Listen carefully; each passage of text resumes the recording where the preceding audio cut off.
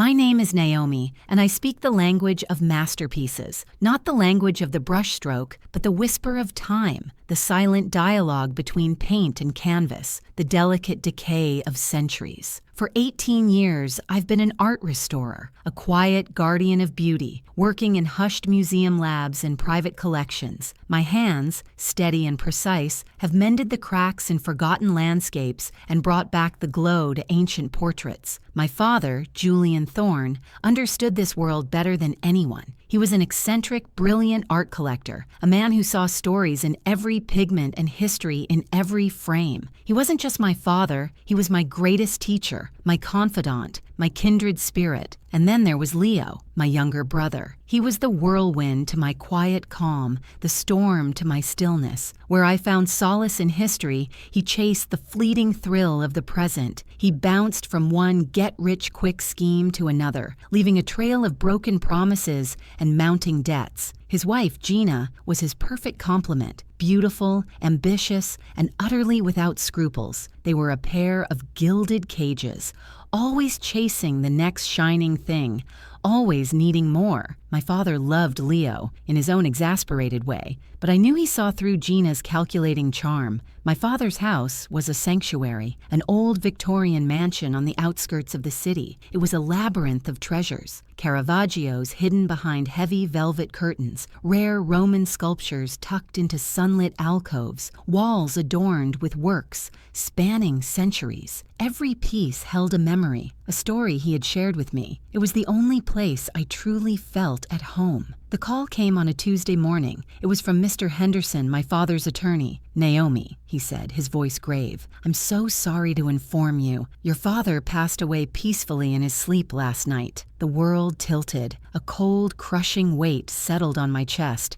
My rock, my guide, my Julian was gone. The funeral was a blur. Leo and Gina were there, of course, a picture of performative grief. Gina, in a designer black dress, dabbed at dry eyes with a silk handkerchief, while Leo looked genuinely distraught, leaning heavily on her. I watched them, a strange detachment washing over me. They were mourning the man, perhaps, but I knew they were also calculating the contents of his estate. Julian had amassed a fortune, not just in art, but in shrewd investments. A week later, Mr. Henderson gathered us in the ornate library of my father's mansion for the reading of the will. The air was thick with expectation. Leo fidgeted nervously. Gina sat stiffly, her eyes darting around the room, assessing the value of every antique. I just sat, numb, clutching a small, worn, leather-bound book that had been my father's favorite. I didn't care about the money. I just wanted my father back. Mr. Henderson cleared his throat, adjusting his glasses. Julian Thorne's last will and testament is unconventional, to say the least. He began to read. The legal jargon blurred, but the core message hit me like a hammer blow. To my beloved daughter, Naomi Thorne, I bequeath the entirety of my estate, including all financial assets, properties, and my cherished art collection, valued at an estimated $87 million. My breath hitched. Leo gasped, a sharp, angry sound. Gina's perfectly composed face twisted into a mask of pure fury. Their eyes shot to me, filled with a resentment so potent it felt like a physical blow. But then Mr. Henderson continued, and the air crackled with a new tension. Provided she abides by one crucial stipulation. Naomi must reside in the family mansion, Julian House, for a continuous period of no less than 1 year, sharing the residence with her brother, Leo Thorne, and his wife, Gina Thorne. Should Naomi depart from Julian House before the completion of this 1-year period, or attempt to remove Leo and Gina from the premises, the entirety of the estate shall automatically revert to Leo Thorne and Gina Thorne, free and clear. The room plunged into stunned silence. I stared at Mr. Henderson, utterly bewildered. Leo, initially shocked, now had a triumphant gleam in his eyes. Gina's fury morphed into a calculating smirk. "What?" I finally managed, my voice a strangled whisper. Why? Mr. Henderson sighed, adjusting his glasses again. Your father's precise words, Naomi, were, "It is my deepest wish that my children find a way to reconcile, to rebuild the bonds of family that have frayed over the years. This condition is my final attempt to achieve that peace." He looked at me with an expression of profound pity. He wanted you to be a family again. I knew instinctively that this was a lie. My father was a brilliant man, but he wasn't naive. He knew Leo and Gina's true nature. This wasn't about reconciliation. This was something else. A final game, a test, a trap. Leo, regaining his composure, stood up, his arm around Gina's waist, a smug smile on his face. "Well, Naomi," he said, his voice dripping with fake concern, "looks like we're roommates. For a whole year. This is going to be interesting." Gina leaned into him, her smile a predatory flash of white teeth. "Welcome home, sis." The mansion, once my sanctuary, suddenly felt like a gilded cage. I looked around at the priceless works of art, the familiar comfort of my father's things, and a cold dread settled over me. He had left me his legacy, but he had also left me locked in a cage with the two people who wanted to snatch it from my hands. I knew with absolute certainty that they would do everything in their power to make me break. And if I broke, I lost everything. The first week was a cold war.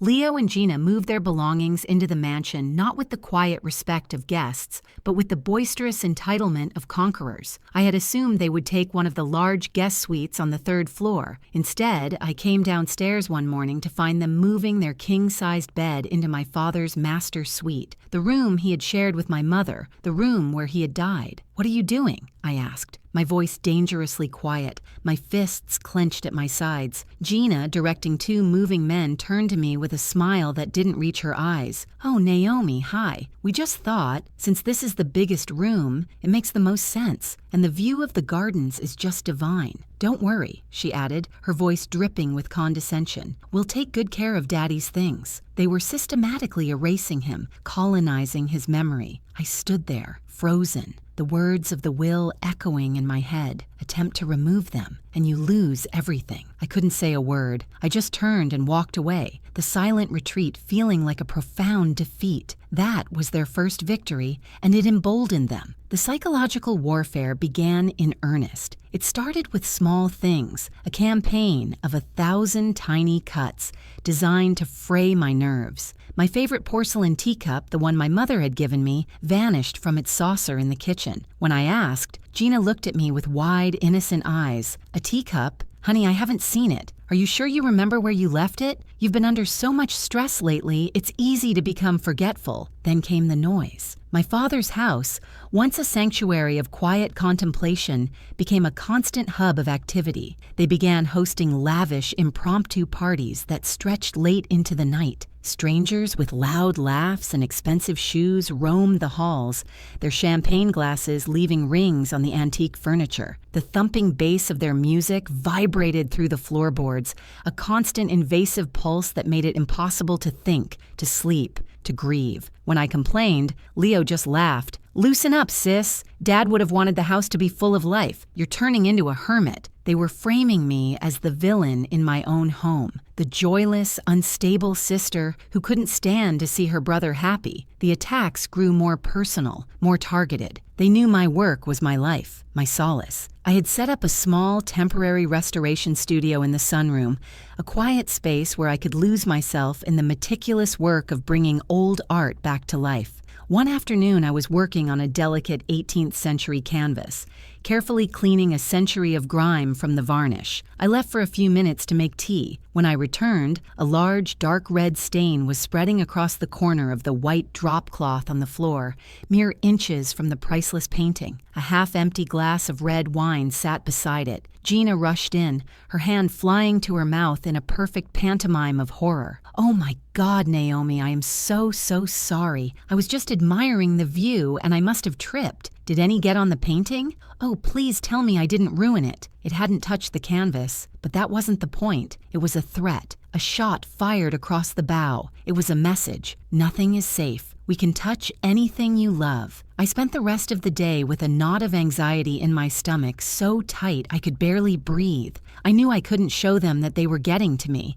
I needed an anchor, a project that would allow me to retreat, to focus, to find a piece of my father that they couldn't touch. My eyes landed on a painting that had hung in the darkest corner of the library for as long as I could remember. It was a portrait of a stern-faced ancestor, a man named Silas Thorne, painted in the heavy, dark style of the late 17th century. It was technically proficient but emotionally cold, and its varnish had yellowed over the centuries to a thick, urine-colored film. My father had always called it the old grump. It was the least valuable, least interesting piece in the entire collection. It was perfect. No one would care if I worked on it. It was a fortress of obscurity. I moved the painting and my equipment to a small, forgotten sitting room on the 3rd floor, a room with a sturdy lock on the door. It became my sanctuary. The slow, methodical process of art restoration became my meditation. The smell of the solvents, the delicate scrape of my scalpel against the ancient varnish, the slow reveal of the original colors beneath the grime. It was the only thing that brought me peace. It was my way of having a conversation with the past, a way to feel close to my father. Meanwhile, Leo and Gina were escalating their campaign. They were now actively trying to make me look insane. They began subtly moving things in my studio. A specific brush would be missing from its jar. A bottle of solvent would be moved to a different shelf. They were small, insignificant changes, the kind of thing that would make me question my own memory. One morning, I came down to find the front door wide open, the cold morning air rushing in. "Naomi, for heaven's sake!" Gina exclaimed, rushing to close it. "You left the door open all night. Anyone could have walked in. You're becoming so absent-minded. It's starting to get dangerous." I knew I had locked it. I checked the locks every single night, but it was my word against hers. I could hear the conversation in my head, Gina on the phone with Mr. Henderson, her voice dripping with fake concern. "We're so worried about her, Mr. Henderson. She's leaving doors unlocked, misplacing valuable items. She's not herself." I was living in a psychological prison, a house of mirrors where my own senses were being used against me. Every day was a battle for my sanity, a test of my endurance. But as I spent my nights in my locked studio, slowly, carefully scraping away the layers of time from the face of my long-dead ancestor, I felt a strange sense of calm. They thought they were the ones in control. They thought they were the ones playing a game. But my father was a gamesman, a lover of puzzles and secrets. And as I worked, I couldn't shake the feeling that he had left one final puzzle for me to solve, hidden in the one place no one else would ever think to look. The days bled into weeks, each one a new chapter in my private silent war. Leo and Gina's campaign of psychological attrition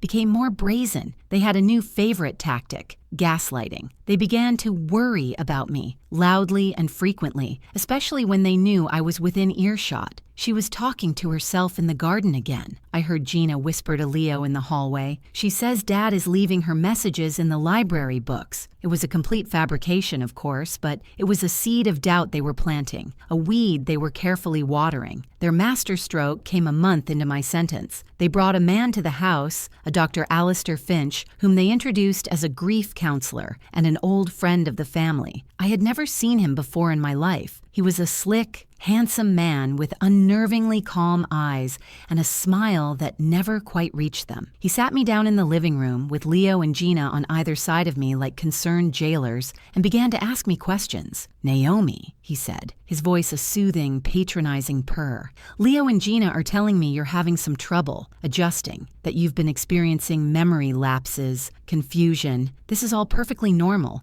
but we want to make sure you're being supported." It was a trap. He wasn't a counselor, he was an actor, hired to build their case against me. He was here to document my instability for Mr. Henderson. I gave him short, clipped answers, my voice a monotone. I refused to engage with their fiction. At the end of our session, he gave me a pitying look. "You're in denial, Naomi," he said, scribbling a note on his pad. "It's a dangerous place to be." That night, I felt the walls closing in. They were building a cage of lies around me, and soon they would have enough evidence to convince the world I belonged in it. I retreated to my sanctuary on the 3rd floor, the only room in the house that still felt like mine, and locked the door behind me. The stern face of Silas Thorne stared back at me from the easel, a silent, grim companion. My work was the only truth I had left. I spent hours that night working on the painting, my focus absolute. I was at a delicate stage, the initial cleaning. I applied a gel solvent, a precise chemical cocktail designed to dissolve the ancient yellowed varnish without harming the original paint layers beneath. I worked in small, meticulous squares, wiping away the dissolved grime with a soft cotton swab. The colors that emerged were surprisingly vibrant, a deep, rich crimson in his waistcoat, an inky black in the background.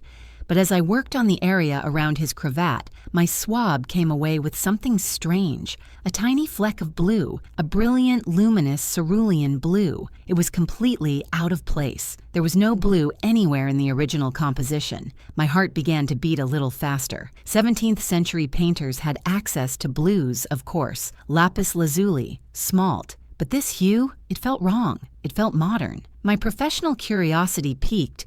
I stopped cleaning. I took out a small, high-powered UV lamp, a tool I used to detect modern repairs and overpainting. I switched off the main lights, plunging the room into darkness, and turned on the lamp. The effect was immediate and breathtaking. Under the ultraviolet light, large sections of the painting glowed with a dull, chalky fluorescence. It was the telltale sign of zinc white, a pigment that wasn't commercially available until the 1830s. The painting, supposedly from the 1690s, was littered with a paint that wouldn't be invented for another 140 years. It wasn't a masterpiece with minor repairs. It was a complete modern forgery, a very good one, designed to fool a casual observer, but not a restorer. Not me. My mind raced, trying to make sense of it. Why would my father, a connoisseur with an unerring eye for authenticity, have a blatant forgery in his collection? He would have spotted it in a second. He would never have bought it, which meant he didn't. I stumbled back from the easel,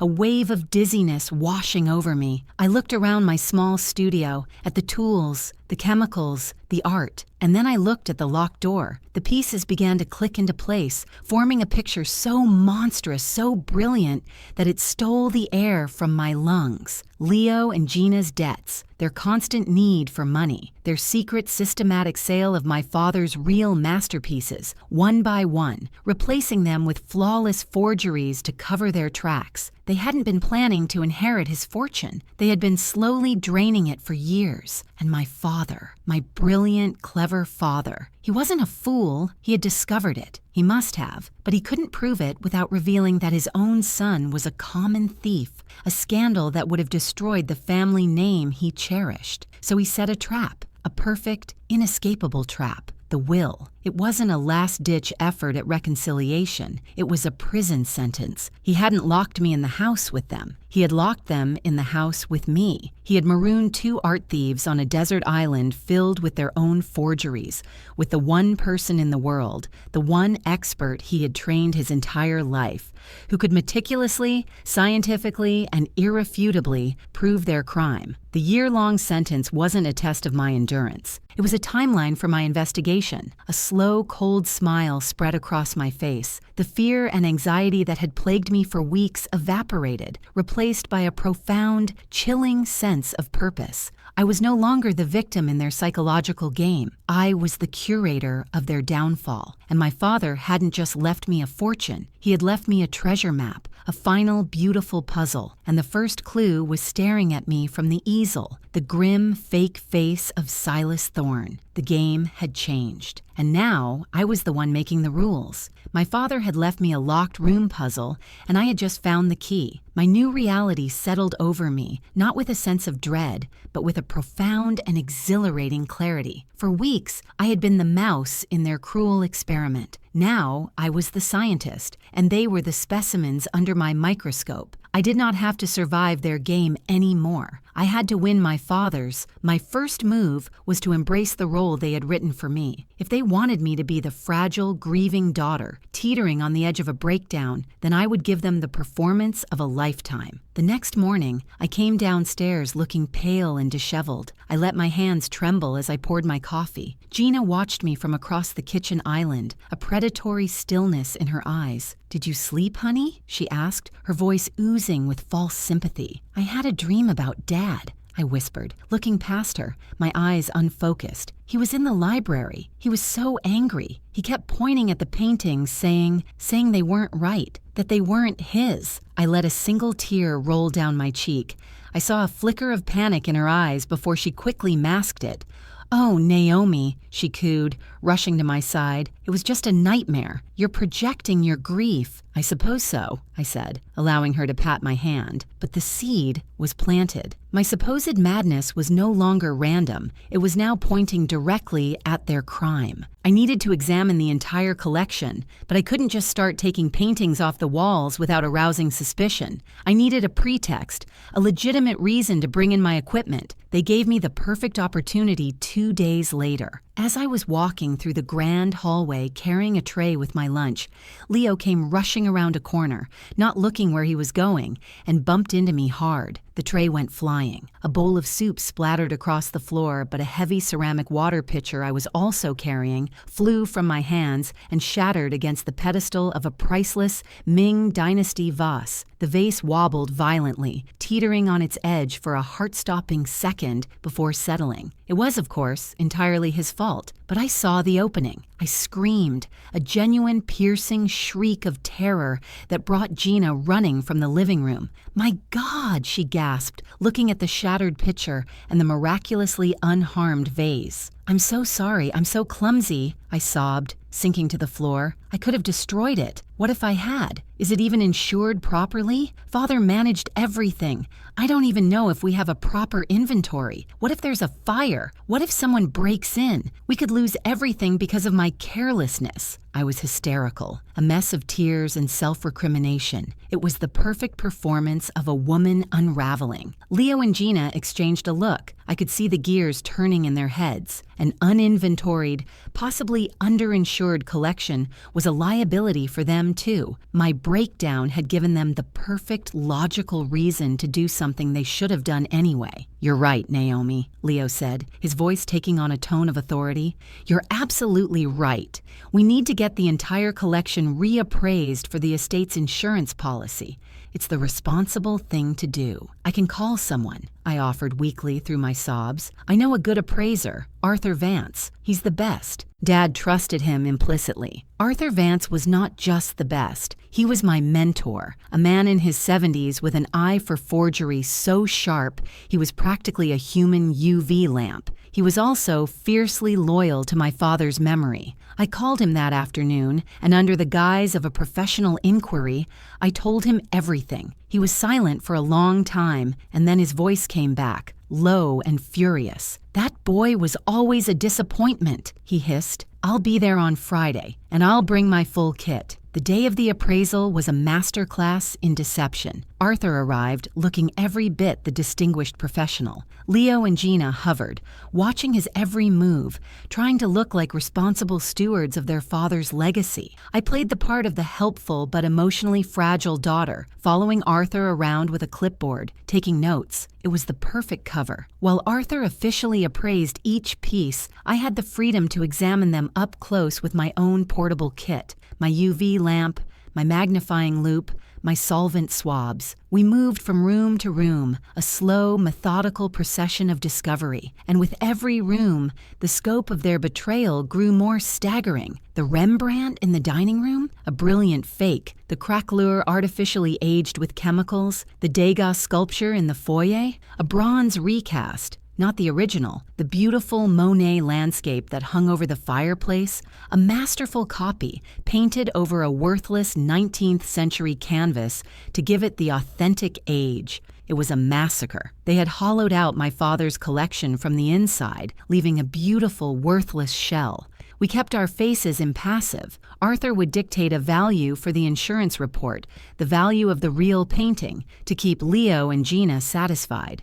But his eyes would meet mine over the top of a gilded frame, and the silent message was clear. Another one. By the end of the day, we had our answer. Of the 32 major works in the collection, 14 of the most valuable pieces were forgeries. They had stolen more than $40 million in art. Arthur left that evening, promising to send his official and completely fictitious appraisal report in a week, but he slipped me a small USB drive as he shook my hand goodbye. On it was his real report, a damning, meticulous, expert condemnation of their crime. I now had the proof. But proof of the forgeries wasn't enough. I needed to know where the real paintings were. I needed to find the money. My psychological warfare now had a razor-sharp edge. I escalated my conversations with my father. I began leaving his favorite leather-bound book open on tables, with certain passages underlined, passages about truth and justice. I started using my sessions with their hired gun, Dr. Finch, to my advantage. "He's getting impatient, Doctor," I said during our next meeting, my eyes wide and wild. "My father, he's angry about the fakes. He wants me to find his real children, the paintings. He said Leo sold them to a man named the Dutchman." I had invented the Dutchman out of thin air, a dramatic flourish. But the word fakes hit its mark. Dr. Finch, of course, reported every word back to Leo and Gina. Their panic was almost palpable. They started whispering in corners, casting furtive, paranoid glances at me and at the paintings on the walls. They were starting to believe their own lie, that I was crazy. But now my craziness had a terrifying focus. They had no idea I was sane, but they knew, with a dawning horror, that my madness was leading me straight to the truth. They were trapped in the house with a ghost, and she was starting to hunt them. My psychological siege was working. Leo and Gina were living on a knife's edge, trapped in a house with a woman they believed was both insane and clairvoyant. Their whispered arguments in the dead of night became more frequent, more frantic. I had become the ghost of their guilty conscience, and I was haunting them beautifully. But I needed more than just their fear. I needed them to make a mistake. I needed them to lead me to the money and the real paintings. It was time to force their hand. My plan was built on a simple principle. A cornered animal will always retreat to its lair. I needed to threaten their lair, the forgeries themselves. My father's mansion was an old Victorian, a beautiful but temperamental beast of plaster and wood, with a circulatory system of ancient copper pipes. It was time for one of them to have a catastrophic failure. I spent a morning in the cellar studying the house's original plumbing schematics. I found what I was looking for, a major water line that ran directly through the wall behind the main library, the room that housed the highest concentration of their fraudulent masterpieces. That afternoon, using a specialized wrench and my restorer's delicate touch, I created a tiny, almost imperceptible stress fracture in a crucial pipe joint. It was a time bomb, set to burst under the increased pressure of the evening's water usage. That night, as Gina was taking one of her long, luxurious baths in my mother's suite, it happened. A loud groan echoed from within the walls of the library, followed by the unmistakable sound of a high-pressure rupture. Water began to pour from behind a bookshelf, cascading down the priceless, hand-painted wallpaper. I was the first to discover it. My scream was a perfect symphony of panic and despair. Leo and Gina came running, their faces white with horror, but I could see beneath their fear for the house a deeper, more specific terror. They weren't worried about the water damage to the 19th century Persian rug. They were terrified of what the water would do to their 21st century forgeries. Water damage is a restorer's nightmare, but it's a forger's apocalypse. It has a nasty habit of exposing modern pigments, dissolving artificial aging agents,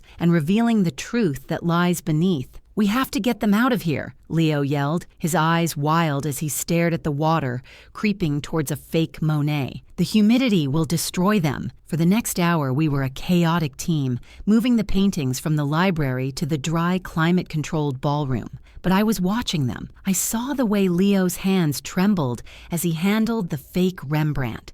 I saw the way Gina frantically wiped a single drop of water from the frame of a counterfeit Degas.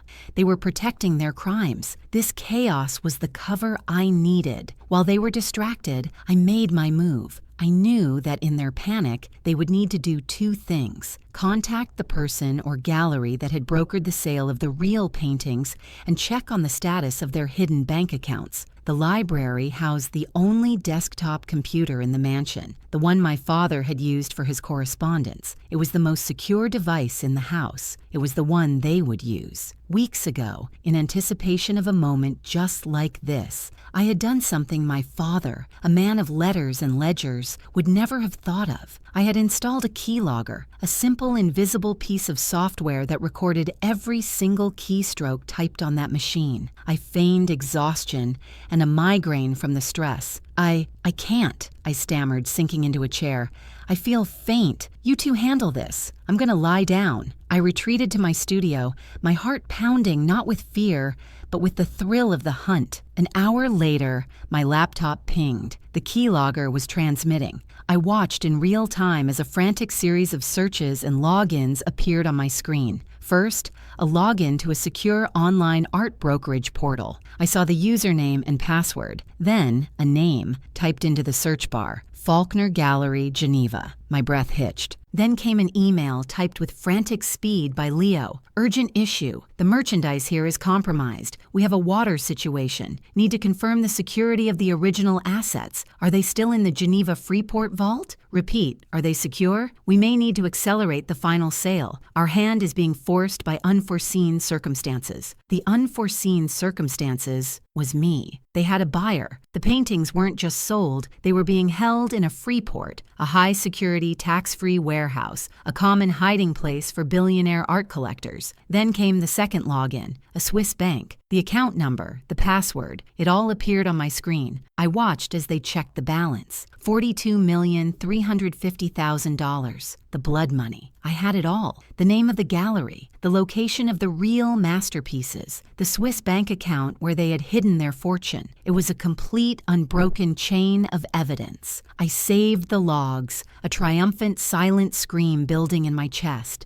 My father's puzzle was solved. The year was almost over. Just 1 week remained. Leo and Gina, believing they had weathered the storm of the burst pipe, became complacent. They thought they were in the clear. Their year of torment was ending, and their $87 million prize was finally within reach. They were so confident, so arrogant, that they decided to host a small, elegant dinner party on the final night of the year. A celebration of family, they called it. A final, triumphant performance to mark their victory. They invited me, of course, the guest of honor. They also invited Mr. Henderson to bear witness to our supposed reconciliation. I accepted with a quiet, broken grace. They had no idea that I had already made a few calls of my own. I had invited a few other guests to this little family dinner, a representative from the Faulkner Gallery in Geneva, who was very interested to learn that his gallery's name had been used to broker stolen art. 2 detectives from the Art Crime Division of the FBI, and Arthur Vance, my mentor, who was more than happy to present his expert findings. The table was being set for a feast. They thought it was their victory dinner. They had no idea it was their last supper. The final night of the year arrived, cloaked in a cold, brittle silence. I dressed for dinner with the precision of a surgeon preparing for a complex operation. I chose a simple, elegant black dress, the color of mourning, but also the color of absolute authority. I was no longer a prisoner in this house. I was its rightful heir, its guardian, about to perform a final necessary cleansing. The dining room was a picture of elegant triumph. Gina had spared no expense. The long mahogany table was set with the finest china and silver,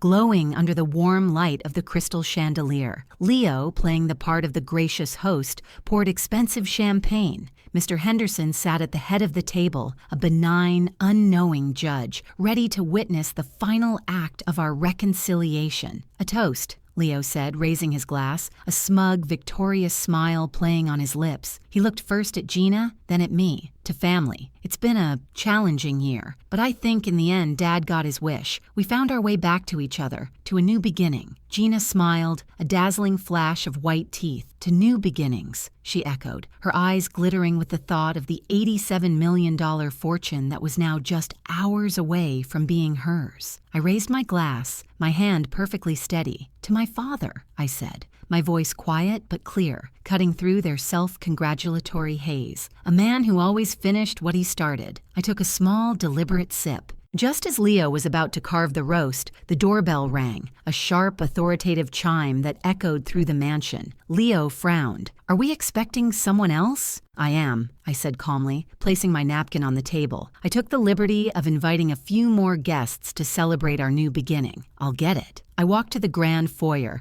my heart a steady, rhythmic drum. I opened the door. Standing on the porch were 4 men in dark suits. 2 were the FBI detectives from the art crime unit. One was Arthur Vance, my mentor, clutching a leather-bound portfolio. The last man, with a stern, grim face, introduced himself. "Mr. Dubois, from the Faulkner Gallery in Geneva. I believe you have something of ours." I led them into the dining room. Leo and Gina sprang to their feet, their faces a mixture of confusion and alarm. Mr. Henderson looked on, bewildered. "Naomi, what is the meaning of this?" Leo demanded, his voice losing its confident edge. "This is my family, Leo," I said, gesturing to the men behind me. "This is the family my father would have wanted here tonight. The family of the truth." I took my place at the head of the table, the seat my father had always occupied. I was no longer a guest in this house. I was its master. "For the past year," I began, my voice resonating with a power I didn't know I possessed, "Leo and Gina have been under the impression that they were the players in a game for an inheritance. They were wrong. They were the subjects of a year-long forensic investigation, commissioned by my late father." I nodded to Arthur, who stepped forward and opened his portfolio on the table, revealing high-resolution photographs of the forged paintings, with the chemical analysis and UV light results clearly displayed. 14 of the most valuable works in this house are forgeries, Arthur announced, his voice booming with authority. "Masterful ones, but fakes nonetheless. An insurance fraud and theft in the region of $42 million. Gina let out a small, strangled gasp. Leo was white as a sheet. Mr. Henderson stared at the documents, his mouth agape. "But the question remained," I continued, my eyes locked on my brother. "Where did the real paintings go? And where is the money?" I slid a small, slim laptop onto the table and turned it to face them. On the screen was the keylogger file from the library computer. "You were panicked after the pipe burst," I explained. "So you used my father's computer to contact your broker, the Faulkner Gallery, to ensure the stolen art was still safe in a Geneva free port. You also logged into your secret Swiss bank account to check on the $42 million you've already stolen." I clicked a key, and the screen displayed their account balance, a number so large it looked like a telephone number. Mr. Dubois from the Faulkner Gallery stepped forward, his face a mask of cold fury. "My gallery has never done business with you, sir. Using our name to facilitate the sale of stolen masterpieces is a very, very serious crime." It was over. The trap had sprung. Leo finally broke. He lunged across the table, not at me, but at the laptop,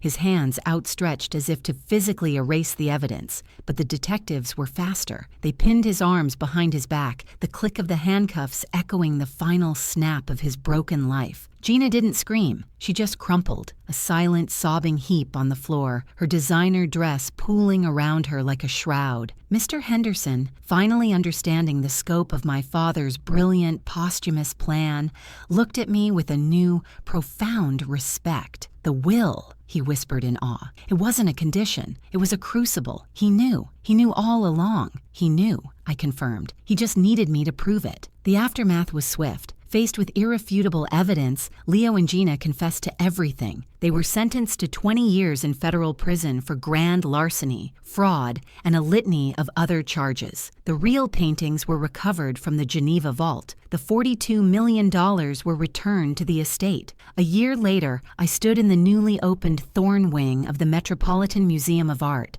I had sold some of the collection, but the 14 masterpieces they had stolen, my father's true treasures, I had donated to the museum for the public to see. The rest of the money had been used to create a foundation in my father's name, one dedicated to funding art restoration and education for a new generation. The mansion, Julian House, was now its headquarters. My father's will was a masterpiece, his final brilliant composition. It wasn't a trap meant to punish, it was a test designed to reveal the truth. He had lost his son, but he refused to lose his legacy. He had placed his faith in me, in the skills he had taught me, in the daughter he had raised. He knew I wouldn't just restore his paintings, I would restore his honor. My name is Naomi, and I learned that the greatest works of art are not always made of paint and canvas. Sometimes they are made of truth and justice. What would you do to protect your family's legacy? I'd be honored to read your thoughts in the comments. To support the telling of more stories, please like this video and subscribe to the channel. Thank you for being a part of this story.